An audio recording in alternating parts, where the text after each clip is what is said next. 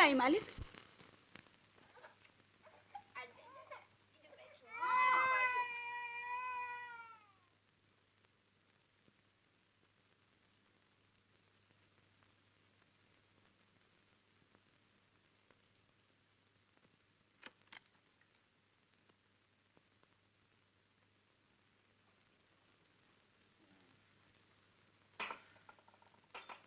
गिलास में डाल दो।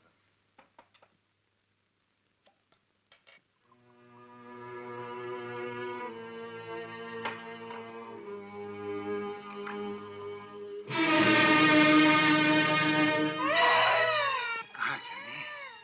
शायद मुन्ने को भूख लगी मालिक। और मुझे प्यास लगी है। ये आपको क्या हो गया? छोड़ दीजिए मुझे।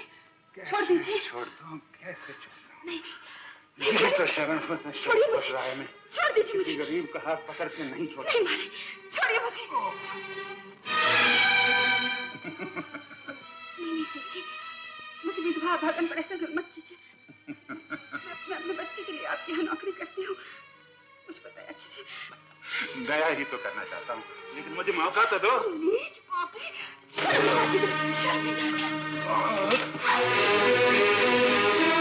ये नौकरानी होकर मालिक पे हाथ उठाती है, कमीनी।